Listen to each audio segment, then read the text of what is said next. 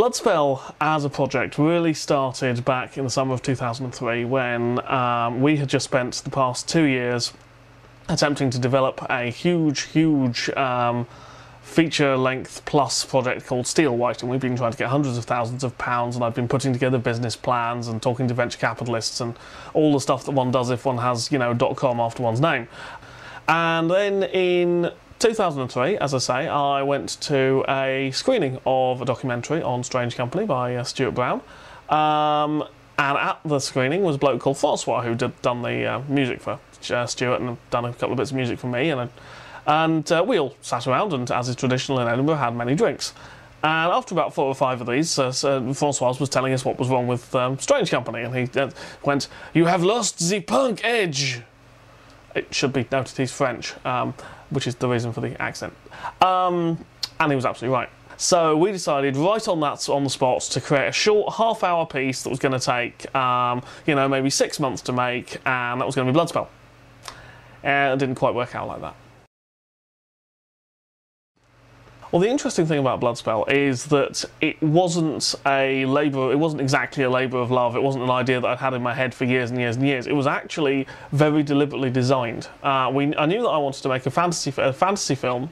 I knew that I wanted to use the game Neverwinter Nights, and so what we did was we started off by playing around with Neverwinter Nights for about a month, learning what it did well, what it did badly, wrote it all down in a massive list, and then basically got some of the most creative people I could find together, sat them all down in a room with a whiteboard and said, right, these are the things we can do, these are the things we can't do, let's come up with a fantasy film that fits within those parameters, go. That process took a few weeks, actually, before we had a solid concept. We started off with the very most kind of wide-angle stuff, you know, what sort of thing is it, and then actually boiled it down into, you know, what's the plot, what sort of act structure do we want for this, what sort of things do we want to be in it, what sort of themes do we want. And we basically brainstormed it, and it was all terribly corporate America and Hollywood and committees and all the things that you're meant to make bad films. So if you hated BloodSpell, this is why. And we just basically narrowed down the list. We had boards full of potential plots, and should we have something involving, oh, I don't know, chaos magic? Now, how about blood magic? Blood magic's cool. And should we have, like, one of families? Maybe his mother? No, sister? No, father? Well, yeah, father's good. And then narrowed it down like that. From there, we basically said, okay, we've got 6 acts. We know roughly what the story we want to tell is overall. We know roughly we've got this act and we want to tell, you know, evil church, blood magic, ancient city, angels.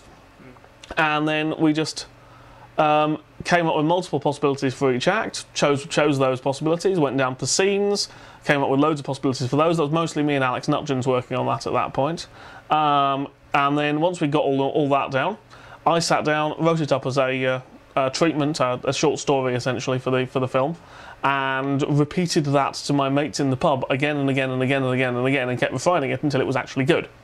When did I first hear about BloodSpell? I think it would have been in this very flat when Hugh said, and I think I'll have to paraphrase, but in my mind it's something along the lines of, I want to check out whether my characters for a script make any sense. Right, you are a teenage girl, you're almost naked, you're strapped to a stone and people are about to sacrifice you, but you want this, and if anyone tries to rescue you, you'll be very upset.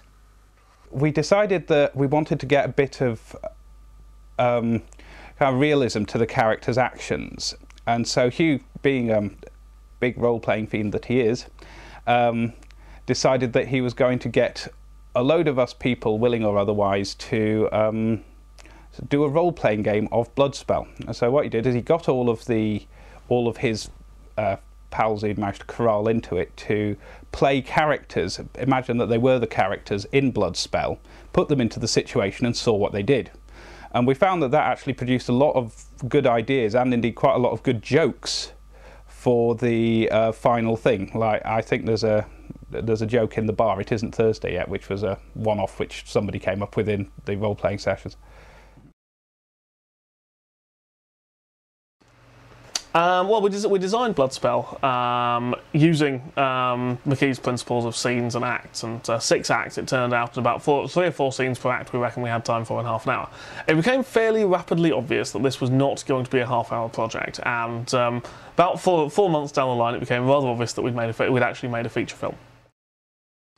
Once I got this story, I just broke each scene down into kind of almost, and again this is sounding incredibly corporate, almost a spreadsheet of kind of actions that happened in the scene. It's basically, this is all because I'm really obsessed with separating story out from script, and trying to write the script which is dialogue and characterization and tiny details of action at the same time as you're writing the story, which is what actually happens and what makes it cool, is really, really hard, because you're essentially trying to engineer 2 completely different things at the same time. I had the motivations and dynamics and what the characters were actually thinking mapped out because I'd already written it. It's an exercise that's suggested by Robert McKee, is writing a story but not allowing the characters to ever speak, so you understand what they're thinking, and then when it comes time to write the script you can't wait to actually let them say what they're thinking. Once he had got a vague script together, what we did is we did a more basic sort of recording.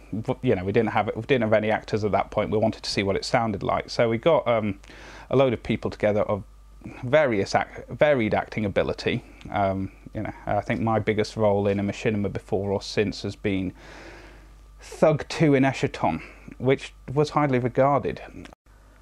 This time at least I was playing a man, which was a considerable boost to my ego.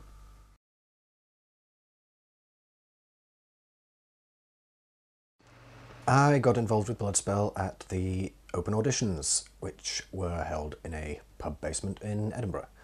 Hugh had advertised all over the place, LiveJournal and Usenet. Well, I just recently moved over to Edinburgh and had some free time on my hands, looking to get back involved in some animation, and saw a job ad in the Scottish Screen newsletter. Someone told me that Hugh was working on a new project and needed some warm bodies to do things. Hugh and I first met at the sword equivalent of Fight Club. We were both members of a Western martial arts society, which mean that between us we have enough swords to liberate Narnia from the Leonine theocracy. So when BloodSpell started, it was me designing the film and writing the film. The design was just basically done, like as I say, by getting a lot of the most creative people I know and sitting them in a room and saying, let's be creative. Having finished this though, I actually needed to, you know, make the film, and for that it rapidly became obvious I was going to require some help. Gordon MacDonald, who founded Strange Company with me, came back for a few months to help with casting and getting the initial design together, and then I just started recruiting people onto the staff. First from people I knew who I knew were good and I knew were interested. Steve Wallace I'd worked with before back in 2001, and I knew he was really, really cool and really good at this stuff, and he happened to be at loose end.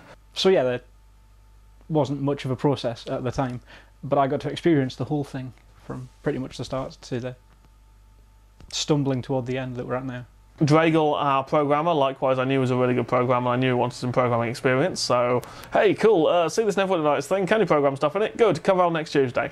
And then after that we took the incredibly punk and you know, rock and roll approach of having interviews.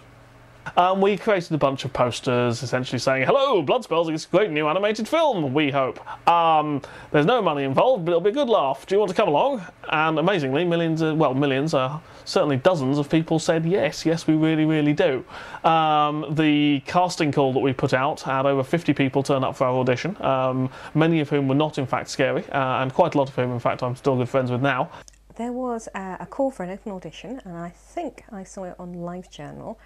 And it was in an Edinburgh pub, and I went along and got to read bits of script in a basement, and it was actually quite fun. I'd always fancied doing some voice acting, and it was a really interesting mixture of people, both professional and amateur. The crew positions, meanwhile, we had about 36 people apply to come and spend 2 or 3 days a week working on this film for which they would not be getting paid, because it was good fun.